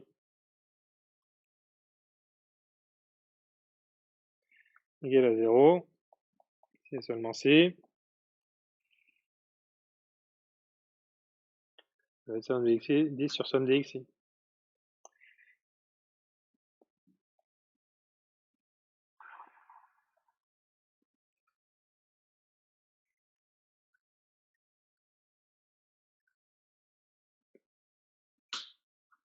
Ça va? Formidable. Alors, question suivante. 19.2. Alors, après, non, on va peut-être calculer le tableau, quoi. Somme des xi, ça fait combien? Bon, est-ce qu'on nous l'a donné ou pas? Vas-y, viens ici. 7, 8, 9, 10, 11, 12, 16, 17, 19, 25, 30, 40. J'ai cru l'entendre là-bas, donc c'est très bien. Donc, θ maximum de vraisemblance, là, c'est 10 sur 40, donc c'est un quart.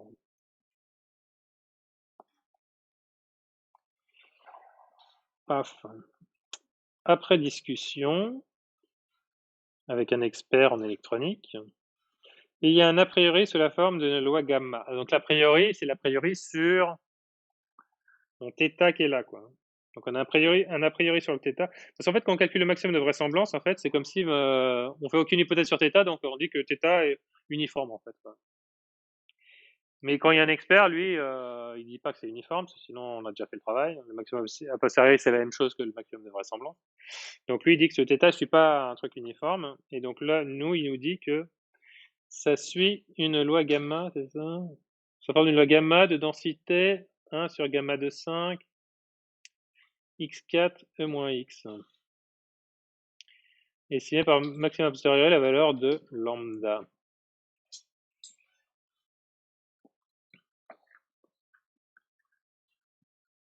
Ça va être comme d'hab.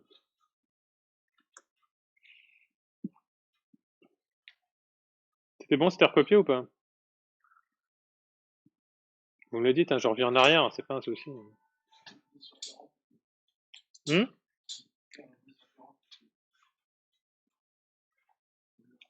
C'est bon? Ok, blabla, ça donne ça. Bon, alors comme d'habitude, c'est la question numéro 19.2.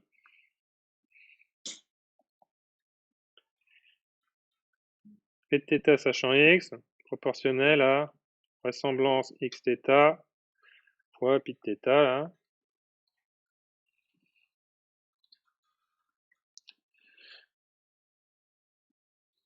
C'est un L, ça, c'est un delta. Et ce machin-là, c'est égal à... Donc, on l'avait écrit derrière la vraisemblance, c'était... Pi de 1 à 10, θ exponentielle de moins θ ici.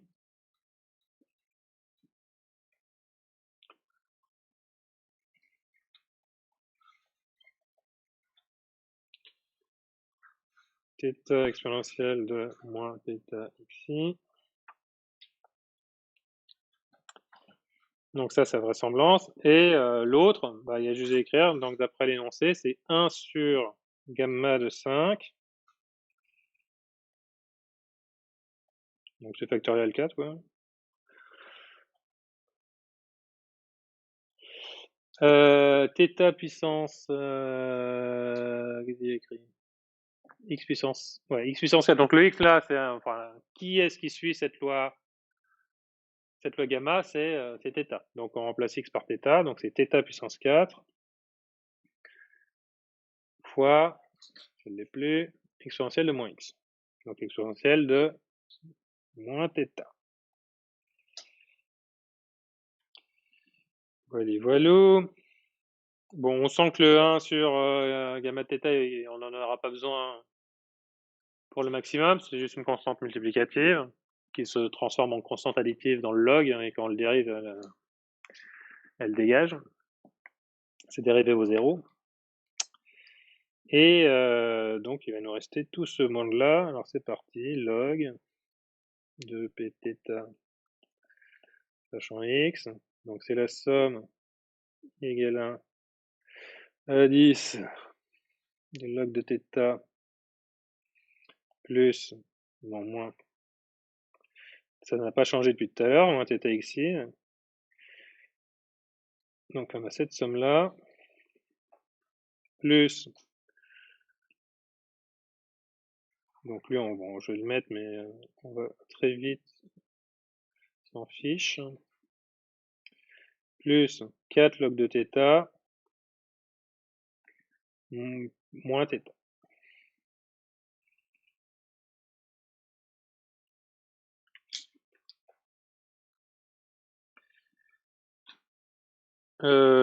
Donc on avait déjà, a priori, la somme du x, on peut le laisser comme ça.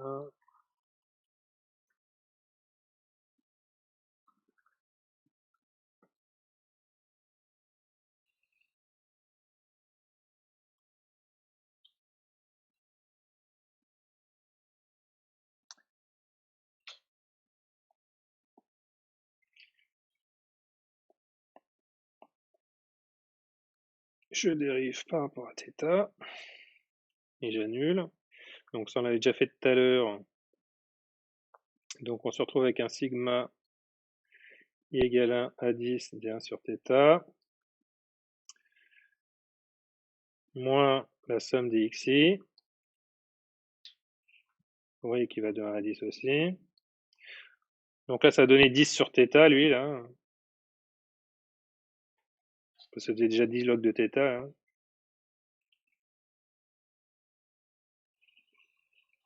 Alors, moins somme des xi comme ça. Ensuite, plus. Donc ça, c'est celui-là, c'est une constante, ça vaut 0. Ça, je dérive, ça fait 4 sur θ. Et moins θ, ça fait moins 1. Égal à 0. Alors, qu'est-ce qu'il nous reste là-dedans? Il faut sortir le θ. Donc on a 14 sur θ moins sigma dxi moins 1 qui est égal à 0. Donc ça fait somme dxi plus 1 sur 14. Donc 14 sur 1 plus somme dxi. Donc si je remplace, donc θ maximum a posteriori, la somme des xi, on a vu que ça faisait 40, donc 14 sur 41, et puis ça doit faire à peu près, je ne sais pas combien,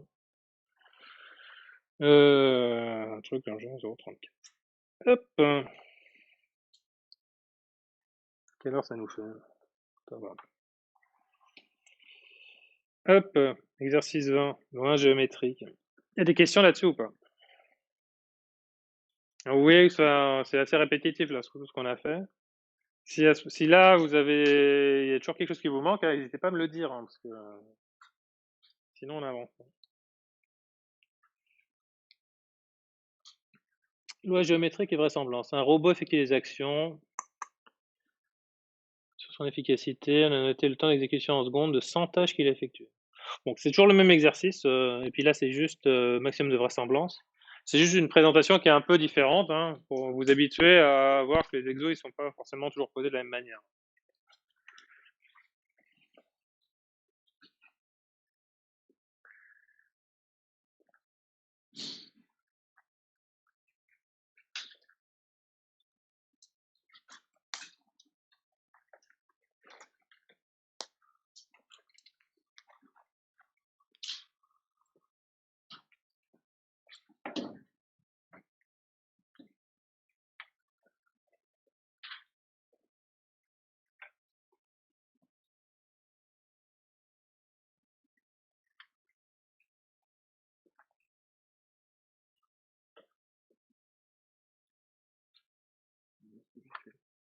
Hmm?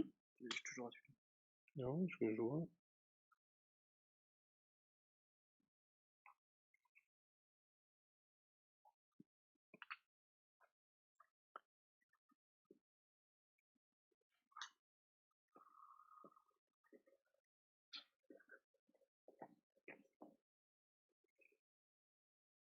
Alors, loi géométrique et max de vraisemblance. Donc, un robot fait des actions afin de déterminer son efficacité. Un observateur a noté les temps d'exécution de 100 tâches qu'il a effectuées. Les temps sont indiqués dans le tableau ci-dessous. Donc, l'observateur pense que la valeur aléatoire temps d'exécution suit une loi géométrique. La loi géométrique, c'est la probabilité dans une succession d'épreuves de Bernoulli.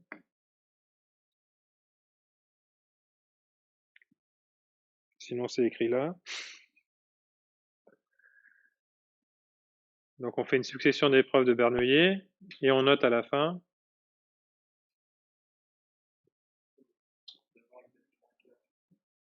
Non. Ça, c'est la loi binomiale. Mais ne désespère pas, il y a d'autres possibilités. Non, la loi normale, c'est la probabilité c'est le rang du premier succès. Vous voyez bien là, regardez. 1 moins P, c'est échec. Échec, échec, échec, K moins une fois. Succès, une fois. Donc ça vous donne le rang du premier succès. Donc la probabilité que le premier succès soit à ce rang-là. T'as l'air circonspect.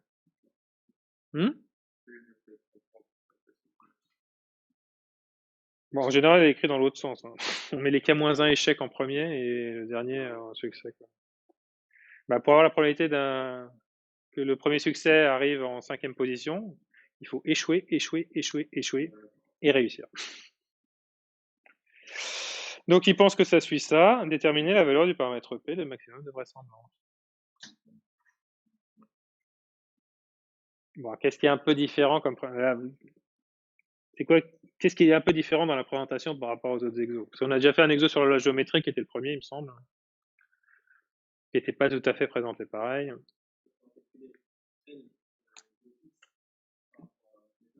L, X et θ, oui, c'est la probabilité de X sachant θ. Non, l'expert, c'est pour le maximum à posteriori. Là, il n'y a pas d'histoire d'expert. Il y a juste là, c'est qu'effectivement, donc, on a plein d'expériences. Donc, la probabilité que toutes ces expériences aient été produites par notre modèle, qui est θ, donc c'est le paramètre P qu'on cherche, ça va être le produit de toutes les expériences. Et combien d'expériences? 5 expériences? Ah oui, il y en a 100. Oui. Par contre, dans le tableau qu'on vous donne, on ne vous donne pas les 100 expériences. On vous les a agrégées. On vous a dit que dans... On vous a dit que dans 31 expériences, ça fait 1 seconde. Dans 22, ça en aura fait 2. Donc en fait, là, c'est... si on se retrouvait comme dans l'exercice 1, si on avait fait le tableau tel qu'on l'avait fait dans l'exercice 1, on aurait un tableau de 100 cases avec écrit dedans 31 fois 1, 22 fois 2, hein, 15 fois le nombre 3, etc. etc. D'accord? Donc on va avoir une somme, enfin un produit, qui va aller de 1 à 100, avec tous ces machins-là. Donc là, c'est parti. Hop, je vais me trivialiser ça en 2 secondes, là. Quand on aura multiplié tous ces machins-là entre eux, déjà le P, on sait qu'il sera à la puissance.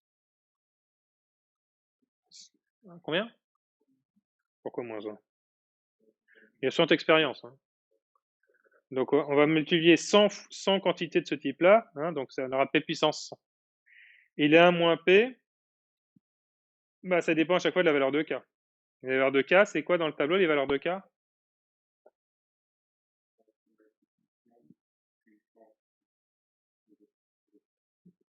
Mais le K, c'est quoi les K là-dedans? Oui, c'est le temps, oui. D'accord. Donc pour K, on aura 0 des valeurs. Ici en puissance, là, on aura des K qui vont de 1 à 9, donc des puissances qui vont de 0 jusqu'à 8. Et le 1 moins P en dessous, il y est, quoi. Pardon? Oui, le nombre de... Ah, ok, oui.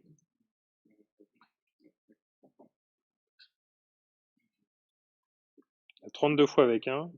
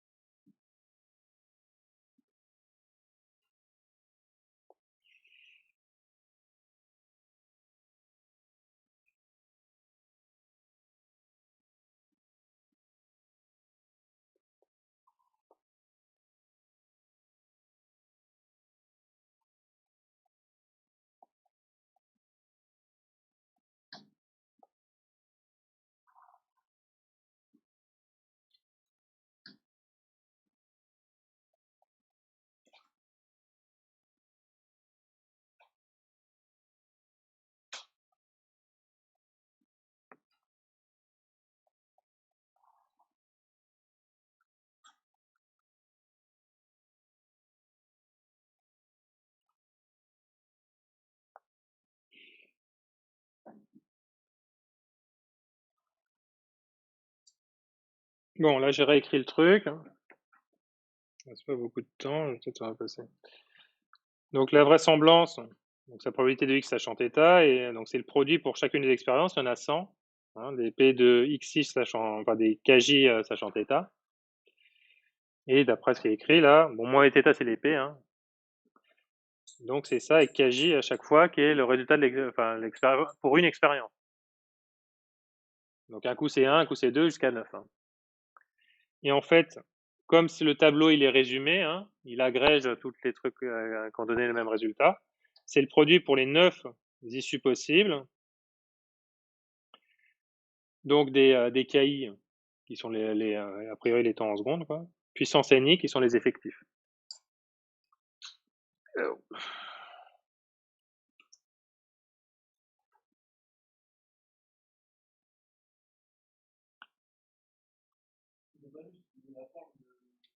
Tu peux mettre des P à la place des θ si tu veux.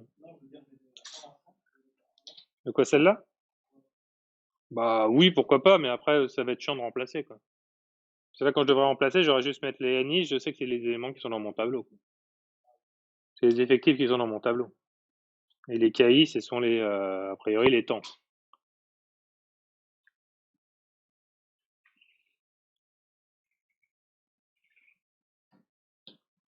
Alors, donc on va passer au log d'abord, et puis après on va dériver comme d'habitude. Ah oui, c'est bien. Mon iPad bientôt me lâcher. Tombe bien, c'est bientôt fini.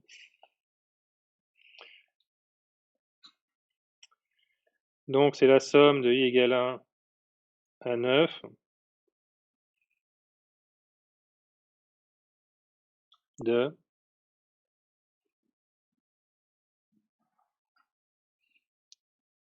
ni log du truc entre crochets, ni log de ça, et log de ça c'est log de θ plus ki moins 1 log de 1 moins θ.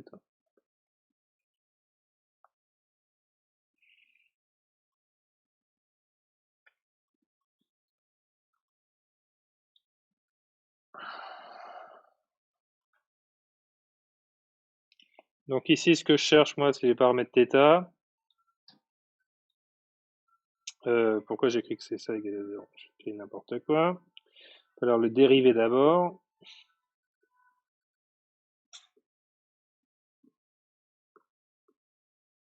Hop. Alors, d de log de L de x et de θ sur dθ, sigma est égal à 9 de ni, une constante, fois, donc 1 sur θ, plus, moins, pardon,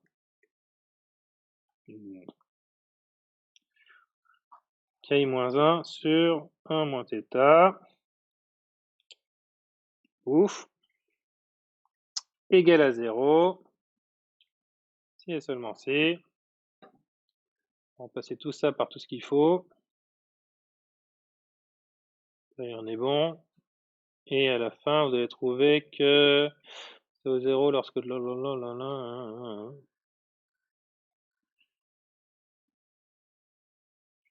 θ égale 100 sur la somme des ni ki. Voilà, tout calcul fait, vous trouvez ça. Ensuite, vous remplacez ni fois ki, hein, donc vous multipliez dans le tableau, et a priori, vous trouvez que le θ maximum de vraisemblance là qu'on vous demande, après tout calcul fait, vous devez trouver un tiers d'après l'échantillon qui vous est donné. D'accord, je vais un peu vite parce que je voudrais juste commenter rapidement l'exercice suivant, si ça vous va. Donc notez ça rapidement.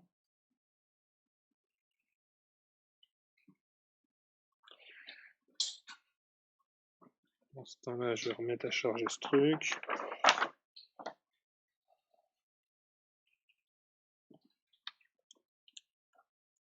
Qui me lâche pas. Tac.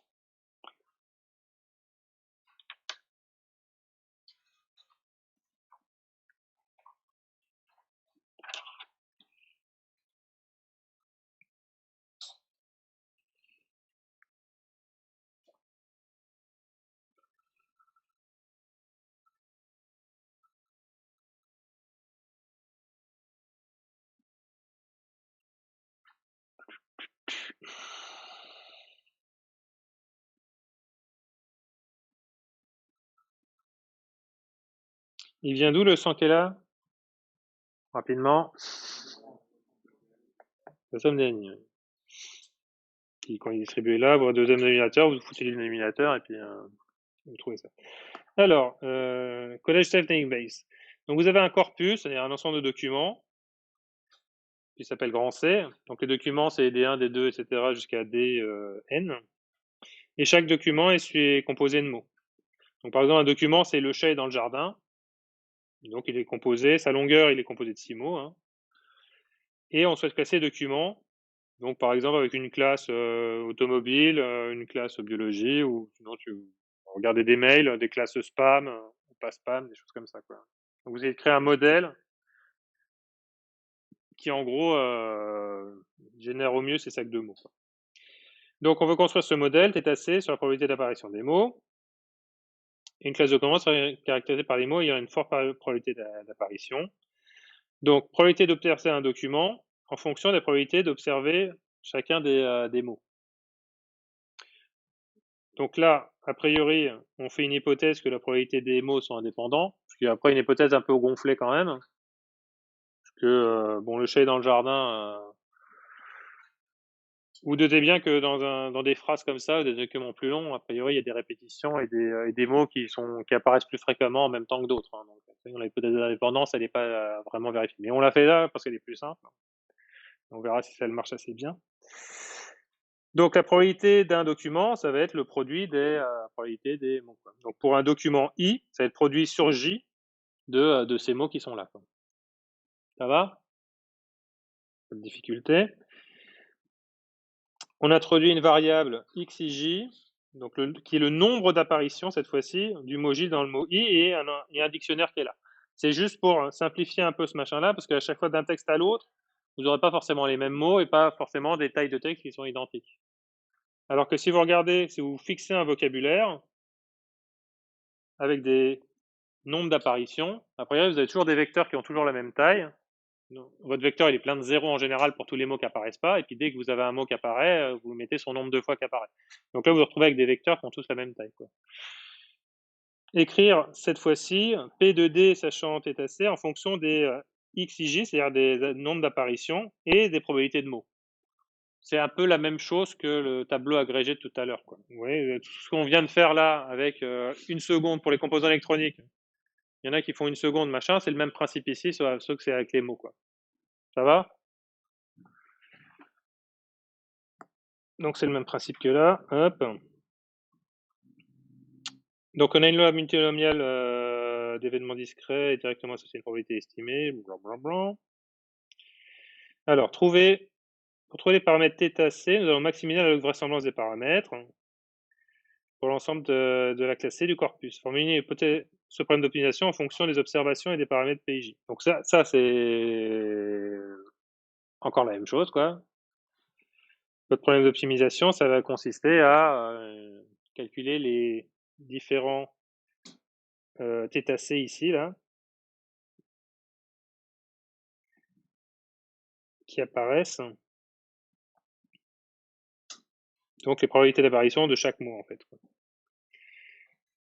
Et ce qu'on vous propose de faire ici, c'est de le calculer avec plutôt que de résoudre un énorme système, comme on l'a fait, qui n'était pas énorme tout à l'heure, quoi.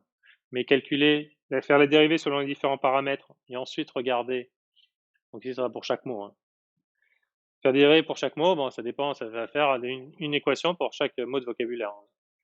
On vous propose d'utiliser une autre méthode qui est la technique des coefficients de Lagrange, qui permet d'obtenir plus facilement ici le résultat de votre calcul d'optimisation. Une fois que vous avez fait ça, on vous demande d'estimer les paramètres, montrer que l'optimisation mène à ça. Alors si vous regardez ça, ce résultat vous semble intuitif, en fait il l'est, hein.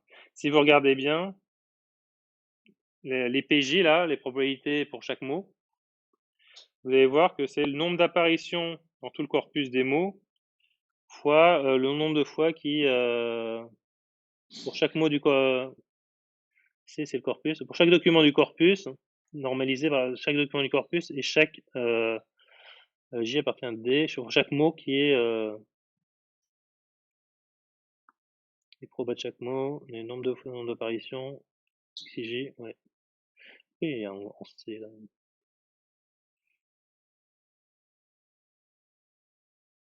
En vrai, vous comptez tous les mots, quoi, divisé par le nombre de mots totaux, quoi. Bon, a priori, je pense pouvoir, parce que là, on n'a plus le temps.